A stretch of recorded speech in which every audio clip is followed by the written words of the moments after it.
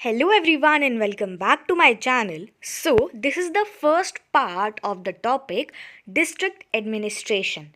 इस पार्ट में हम डिस्कस करने वाले हैं डिस्ट्रिक्ट एडमिनिस्ट्रेशन के स्ट्रक्चर के बारे में, फिर फंक्शन क्या होता है डिस्ट्रिक्ट एडमिनिस्ट्रेशन का, देन ऑफिसर्स कौन कौन से होते हैं, उनका क्या वर्क होता है, और land records, collection of revenue, इन सब के बारे में डिस्कस करने वाले हैं. So let's get started.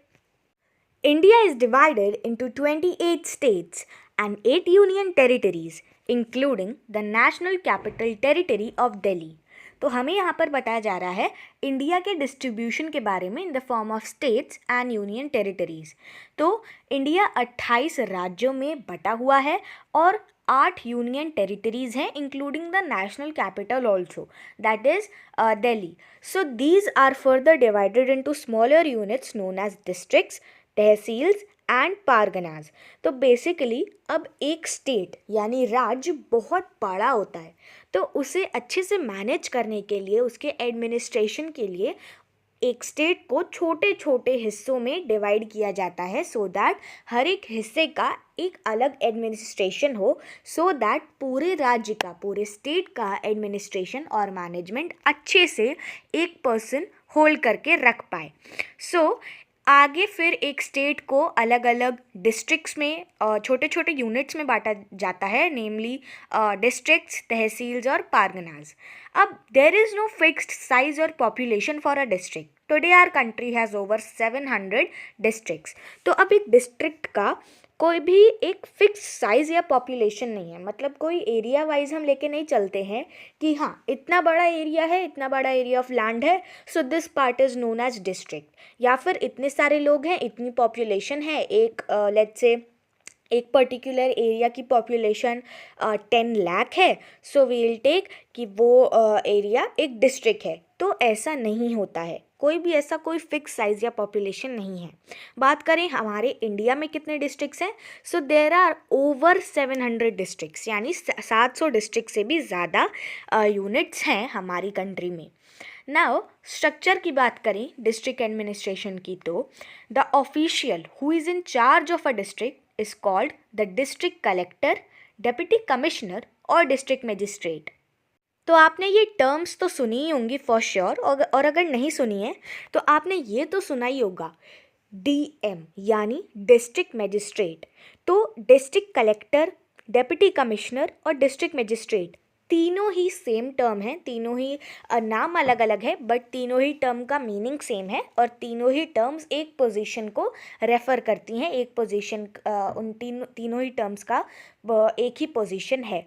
सो जो ऑफिशियल होता है, जो कि इंचार्ज होता है एक डिस्ट्रिक्ट का, एक ज़िले का, उसे डीएम कहा जाता है, यानी डिस्ट्रिक्ट मजिस्ट्रेट या फिर डिस्ट्रिक्ट कलेक्टर, और दूसरा नाम है डिप्टी कमिश्नर. अब जो वो व्यक्ति है जो डीएम है, वो मेंबर होता है इंडियन एडमिनिस्ट्रेटिव सर्विसेज यानी आईएएस का. काफ़ी सारे 100, 150, 200 ऑफिशियल्स यानी और भी ऑफिसर्स उसके नीचे वर्क करते हैं, उसके अंडर वर्क करते हैं. सो एक district is also the unit of administration for various other departments such as police, cooperative societies, agriculture and education. अब एक जिला यानी एक डिस्ट्रिक्ट एक यूनिट होता है एडमिनिस्ट्रेशन का भी काफ़ी अलग अलग डिपार्टमेंट्स में, जैसे कि पुलिस में, कोऑपरेटिव सोसाइटी में, एग्रीकल्चर में और एजुकेशन में. So, some other important officials of the district are the deputy collector, tehsildar, planning officer, Superintendent of Police, Chief Medical Officer, District and Session Judge and additional जजेस. तो कुछ और भी important officers हैं, officials होते हैं district में, जैसे कि डेप्यूटी कलेक्टर, देन तहसीलदार होते हैं जो बेसिकली तहसील मैनेज करते हैं, प्लानिंग ऑफिसर्स होते हैं, superintendent of police, then chief medical officer होते हैं, और अगर हम कोर्ट की बात करें लॉलेसनेस के लिए, तो वो मेंटेन करते हैं और लॉलेसनेस चेक करते हैं डिस्ट्रिक्ट या फिर सेशन जजेस और एडिशनल जजेस. अब फंक्शन क्या होता है डिस्ट्रिक्ट एडमिनिस्ट्रेशन का? So basically the main function include maintaining law and order main function होता है।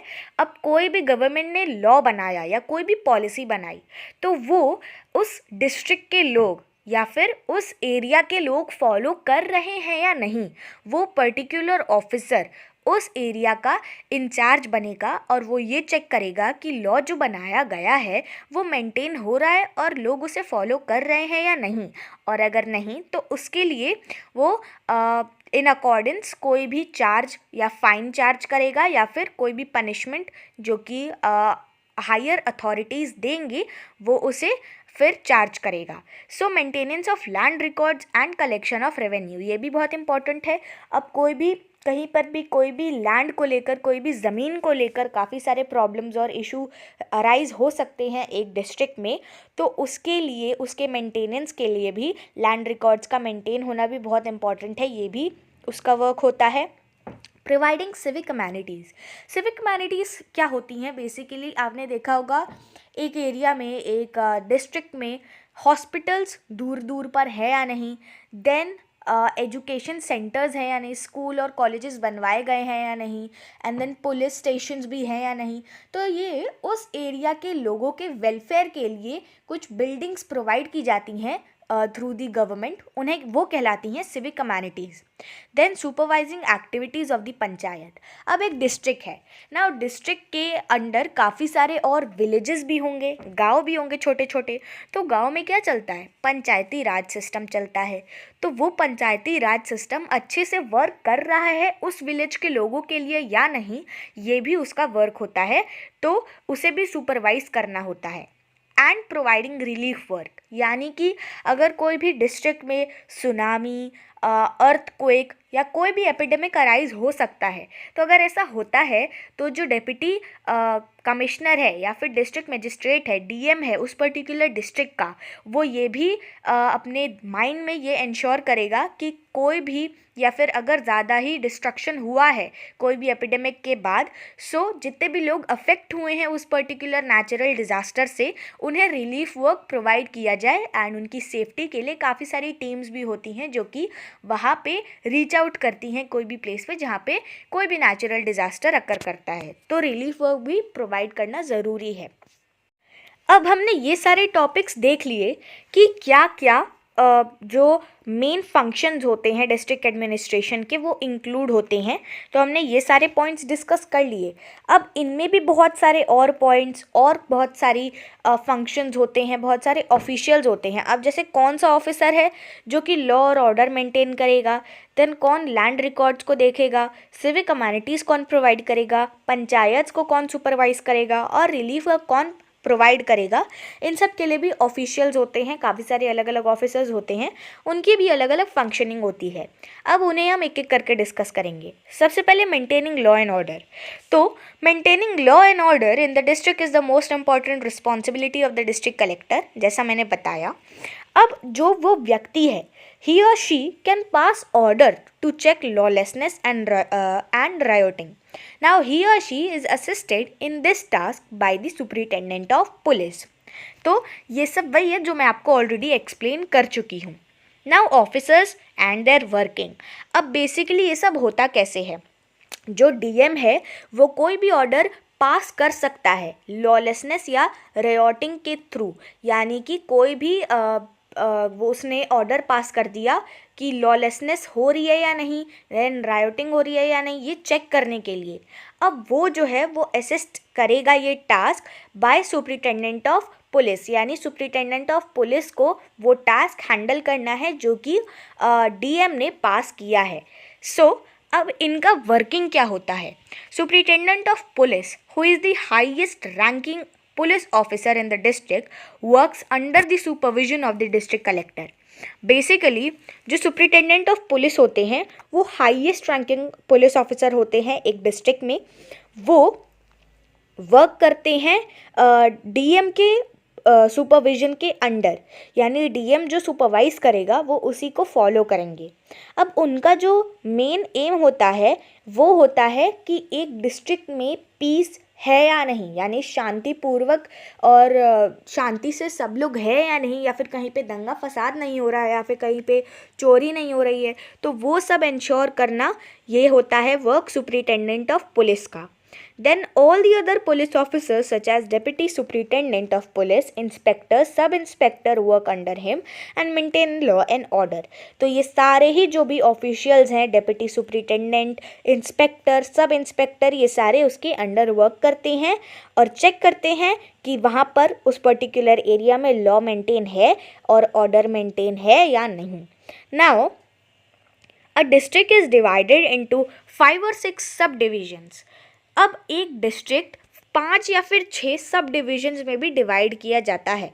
हर एक division so each under the charge of deputy superintendent of police, और हर एक डिवीजन सुपरिटेंडेंट ऑफ पुलिस के अंडर होता है। Now sub divisions are further divided into police circles. अब जो बाकी सारे सब डिविजन्स बनाए गए हैं एक डिस्ट्रिक्ट में, वो फिर पुलिस सर्कल्स में डिवाइड किए जाते हैं कि इतना एरिया है तो ये वाला पुलिस स्टेशन, ये वाला थाना इस एरिया के अंडर है। देन कुछ किलोमीटर्स फर्दर, कुछ किलोमीटर्स आगे एक और एरिया है, तो उस एरिया के लिए ये वाला पुलिस स्टेशन है।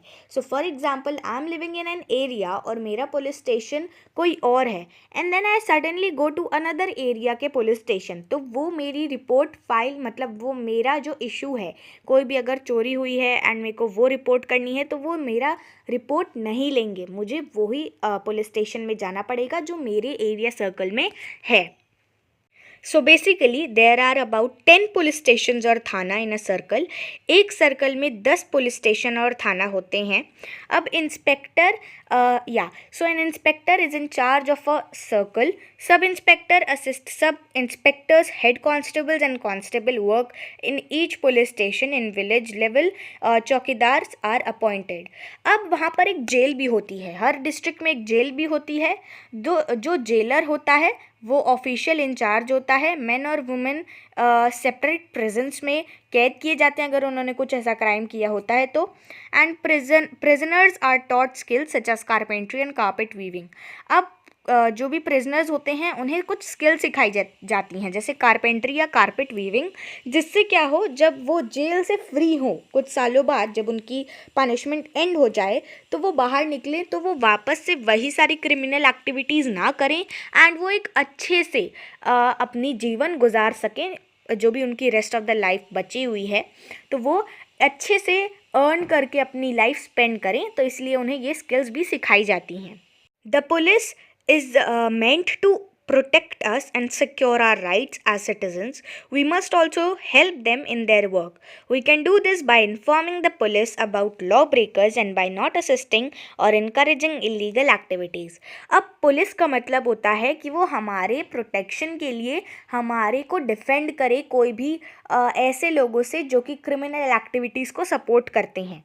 तो हमारा भी ये फ़र्ज़ बनता है कि हम भी उनकी हेल्प करें, और अगर हमारे आसपास कोई कुछ क्रिमिनल एक्ट कर रहा है जो कि अगेंस्ट लॉ है या फिर कोई इलीगल वर्क कर रहा है, तो हम उसके बारे में जाकर किसी भी पुलिस ऑफिसर को इन्फॉर्म करें, सो दैट द पुलिस